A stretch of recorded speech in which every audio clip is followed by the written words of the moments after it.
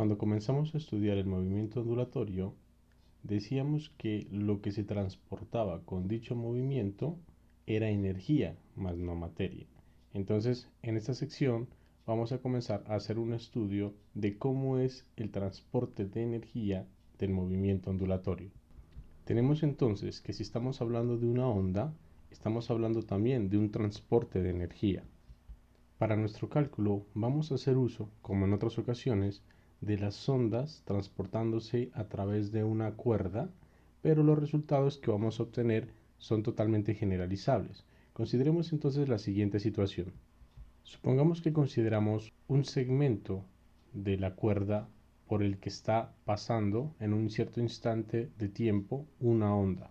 Consideremos un punto sobre la onda que respecto a su punto de equilibrio se ha desplazado una distancia xi en x, siendo x el punto que corresponde al equilibrio en esta situación.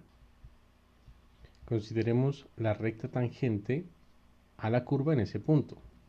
Es claro que la cuerda en ese punto va a experimentar una tensión tanto del lado izquierdo como del lado derecho, la cual puede ser descompuesta en sus componentes en dirección x y en dirección xi. Concentrémonos únicamente en la componente izquierda y hagamos de una vez la descomposición. Como nuestro punto a considerar se mueve hacia arriba y hacia abajo, la componente y de la tensión hace trabajo sobre la parte derecha de la cuerda a ese punto. Y entonces, si ese trabajo se realiza en un cierto intervalo de tiempo, podemos calcular la potencia debida a ese trabajo. Sabemos que por definición la potencia es el trabajo por unidad de tiempo y al mismo tiempo esto va a ser igual a la fuerza multiplicada por la velocidad, la que para nuestro caso es la tensión, y la velocidad hace referencia a la velocidad del punto en consideración, donde P hace referencia al punto que estamos considerando.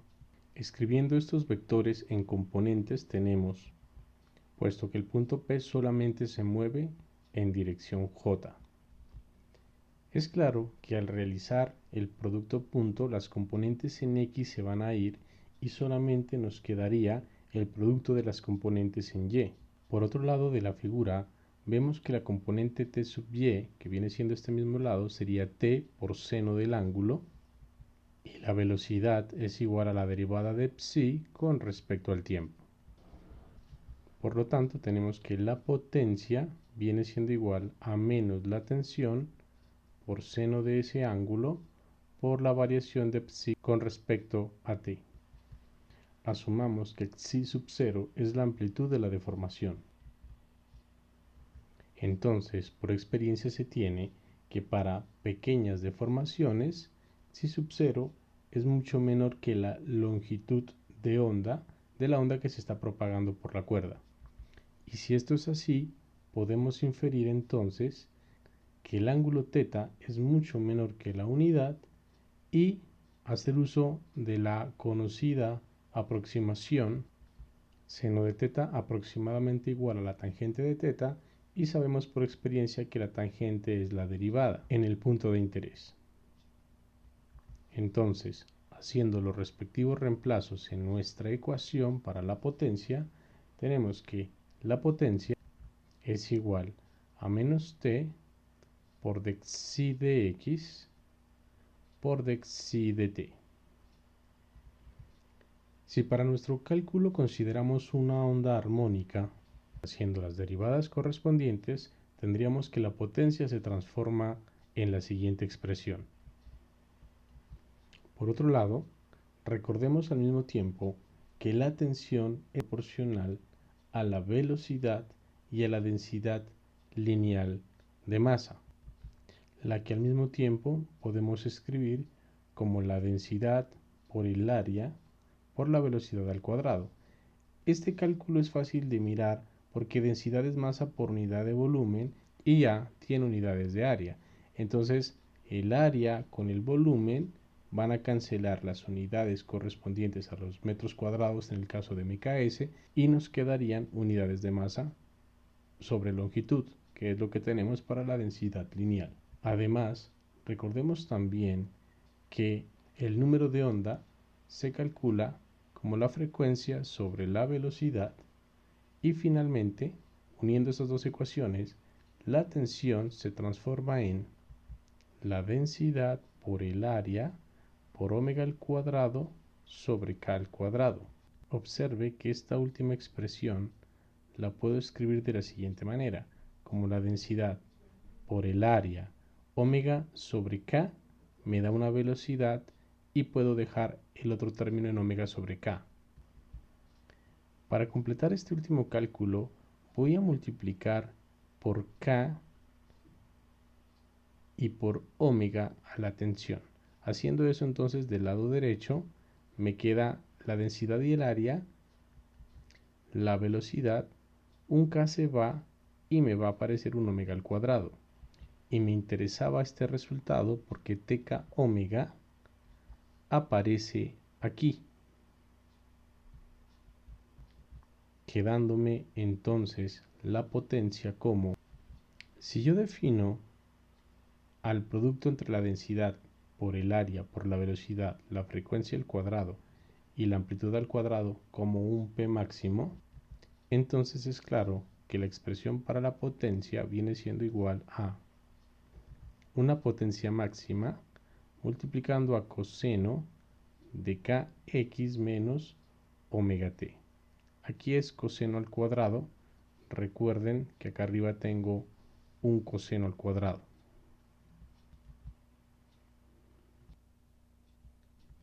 Observe que como P queda funcionalmente en términos de una expresión kx menos omega t, va a satisfacer la ecuación de onda. Entonces, esta potencia, que es la potencia instantánea, también es conocida como una onda de potencia. Por otro lado, si usted observa que la expresión para la potencia está en términos de coseno al cuadrado, mientras que la perturbación es proporcional a seno, se puede inferir un resultado si miramos las gráficas de coseno cuadrado comparada con la función seno,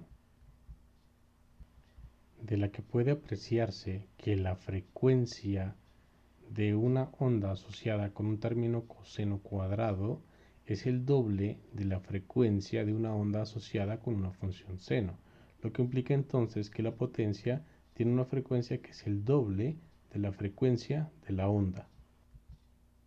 Para el caso de las ondas audibles, las frecuencias oscilan entre un rango desde los 20 Hz hasta los 20.000 Hz, y teniendo presente que la potencia tendrá una frecuencia que es el doble a los valores que estoy mencionando en este rango, entonces nuestros oídos no podrían detectar variaciones con estos valores de frecuencia.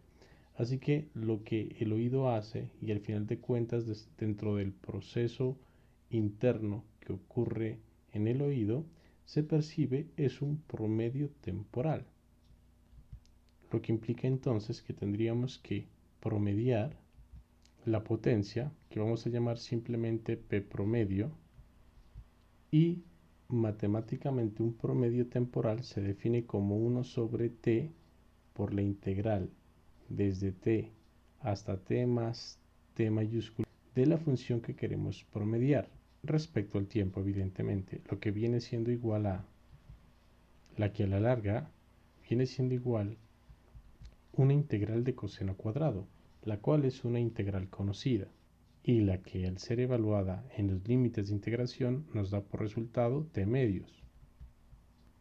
Y entonces, como el factor que queda acompañando a un medio corresponde a la potencia máxima, tenemos por lo tanto como resultado que la potencia promedio es igual a un medio de la potencia máxima. Por otro lado, cuando mirábamos las ondas electromagnéticas, hicimos una comparación de unidades y veíamos que la densidad de energía se definía con la letra eta y era igual a un medio de la densidad multiplicada por la frecuencia al cuadrado y por la amplitud al cuadrado.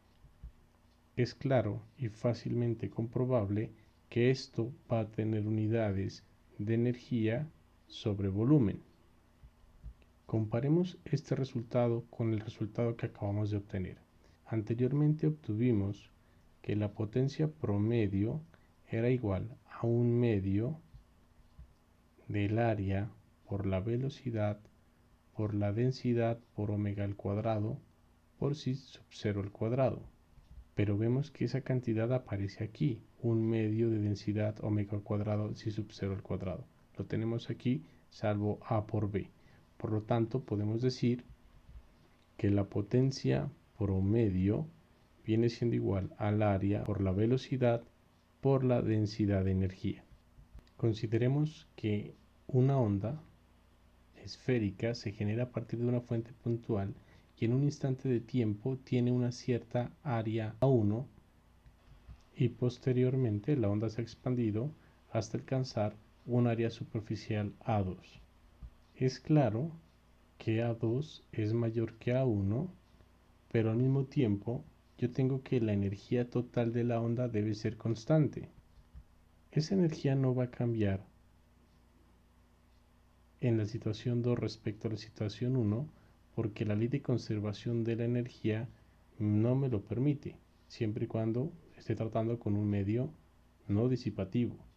Lo que quiere decir que la energía por unidad de área que tengo aquí debe ser mayor que la energía por unidad de área que tengo para el segundo caso, porque al ser más grande el área 2, la energía tiene que repartirse de igual manera en toda esa superficie, lo que hace que a cada porción o cada segmento de área le corresponda un valor menor de energía.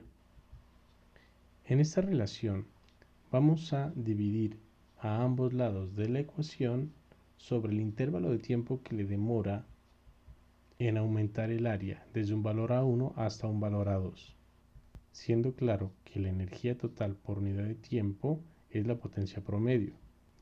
Entonces vemos que aquí nos aparece una comparación de cuánta potencia por unidad de área se tiene en las dos situaciones diferentes.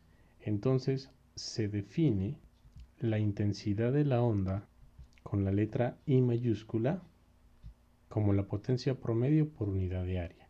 Entonces, usando esta definición en esta comparación de relaciones, tenemos entonces que la intensidad en la situación 2 es menor que la intensidad en la situación 1. O sea, que entre más grande o más alejado yo me encuentre de la fuente, la intensidad va a ser mucho menor respecto a una distancia más corta o más cercana a la fuente. Y asimismo, teniendo presente que la potencia promedio es igual al área por la velocidad por la densidad de energía, la intensidad queda siendo igual entonces al producto de la velocidad de la onda por la densidad de energía.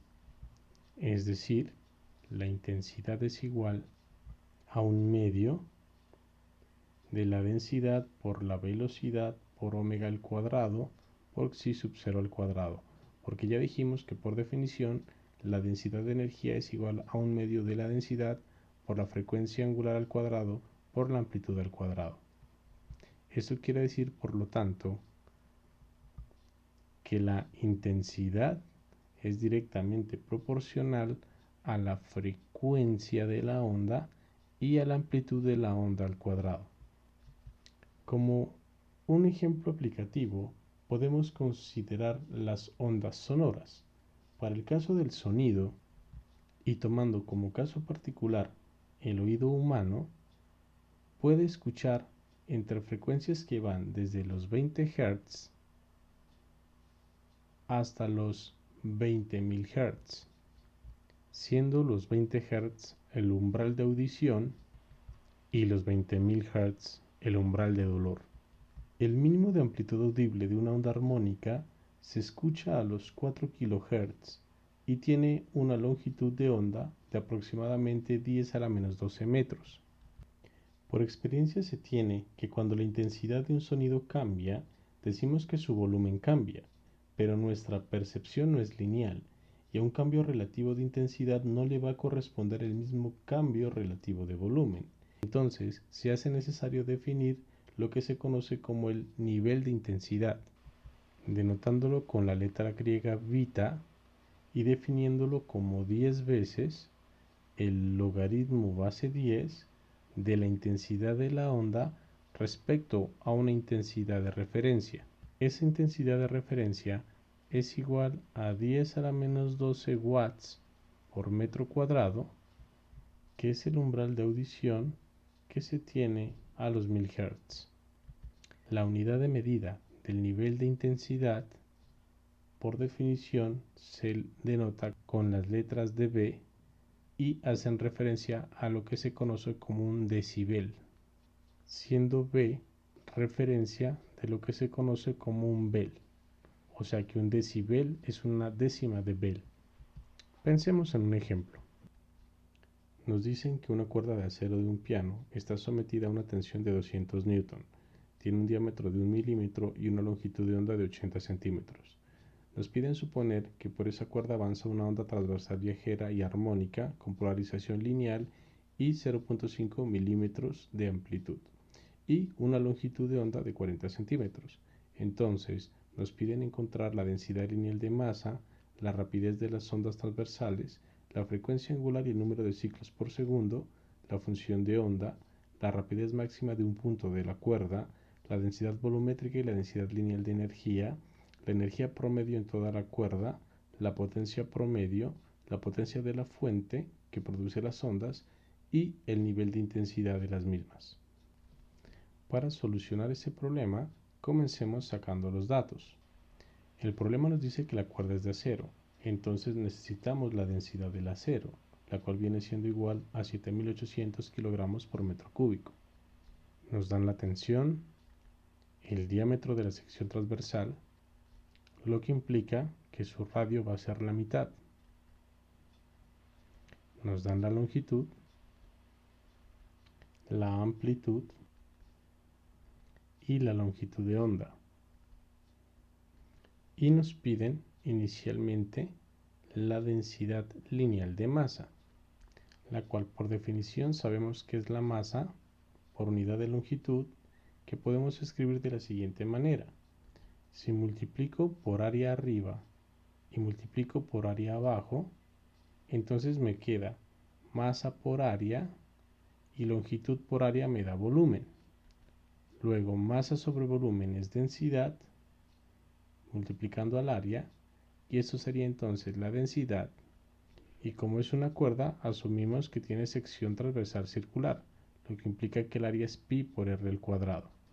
Luego, como conocemos la densidad del acero y el radio de la cuerda, tenemos entonces, al introducir los datos, una densidad de 0.00613 kilogramos por metro.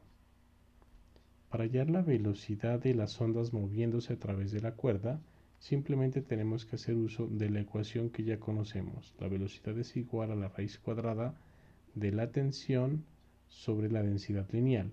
Como la densidad lineal la acabamos de encontrar y la tensión nos la da el problema, son 200 newton, entonces cuando se introduce esos datos en esa ecuación, obtenemos por resultado 181 metros por segundo para la velocidad de propagación de las ondas.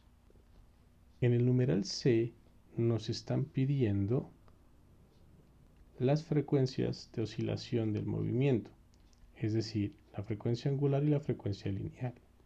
Sabemos que omega es igual a k por b, y k al mismo tiempo es 2pi sobre lambda. Lambda nos lo da el problema, la velocidad lo acabamos de calcular. Introduciendo los datos nos va a permitir encontrar una frecuencia angular de 2838 radianes por segundo. Luego la frecuencia lineal es omega sobre 2pi, la que, después de haber introducido datos, nos permite obtener una frecuencia de 452 Hz. En el numeral D nos piden la función de onda. Como todos son datos que ya obtenemos, solo es cuestión de hacer el reemplazo. En donde m hace referencia a metros, esta es la amplitud, y 2pi sobre 0.4 es porque hemos hecho uso de que k es igual a 2pi sobre lambda, y hemos escrito la ecuación, en vez de tenerla de esta manera, de la siguiente forma. que es la versión original, y recuerde que cualquiera de las dos maneras de escribir la función de onda son totalmente equivalentes. En el numeral E nos piden la velocidad con la cual se está moviendo un punto en la cuerda, la que sabemos que simplemente es la derivada de xi con respecto a t. Si nosotros hacemos la derivada, vamos a obtener por resultado menos omega por xi sub 0 por coseno de k por x menos omega t, de la cual tenemos entonces que la velocidad máxima en magnitud correspondería a omega por xi sub 0. Como ambos resultados ya son conocidos, tenemos simplemente que hacer el respectivo reemplazo y obtener por resultado una velocidad de 1.42 metros por segundo, que recuerde que es la velocidad con la que oscila un punto en la cuerda. En el numeral F nos piden las densidades de energía. Haciendo uso de las definiciones, tenemos por un lado que eta es igual a un medio de la densidad por omega cuadrado por xi sub 0 cuadrado, que son cantidades que ya conocemos. Haciendo el respectivo reemplazo, nos va a dar un valor de 7854 julios por metro cúbico.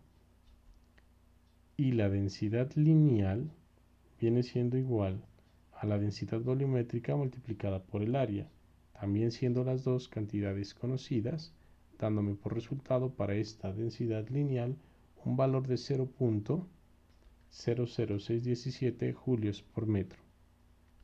En el numeral G nos piden la energía promedio en toda la cuerda. Es claro que la energía se obtendría multiplicando la densidad de energía por el volumen de la cuerda, siendo entonces esto igual a eta por pi por r cuadrado por l. Haciendo los reemplazos respectivos, obtenemos por resultado que la energía es igual a 0.00493 julios. Para la potencia promedio, esta simplemente es la intensidad de la onda por el área, y la intensidad a su vez es igual a la velocidad por la densidad de energía y multiplicando esto al área. Reemplazando los datos, tenemos entonces para esa potencia promedio un valor de 1.12 watts. Como la fuente de las ondas es el pianista y se debe mantener la ley de conservación de la energía, es claro que la potencia de esa fuente, o sea, la potencia del pianista, pues debe ser igual a la potencia de la onda que está siendo generada por el mismo. Entonces, la potencia de la fuente deben ser los mismos 1.12 watts.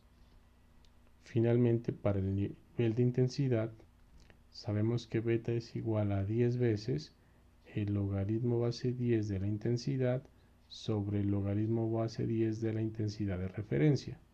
Para calcular esto necesitamos la intensidad, que es igual a la velocidad por la densidad de energía, datos que ya tenemos. Entonces, la intensidad nos va a dar un valor de 1.421.574 watts por metros cuadrados, y haciendo el reemplazo respectivo, tenemos que el nivel de intensidad es igual a 181.5 decibeles.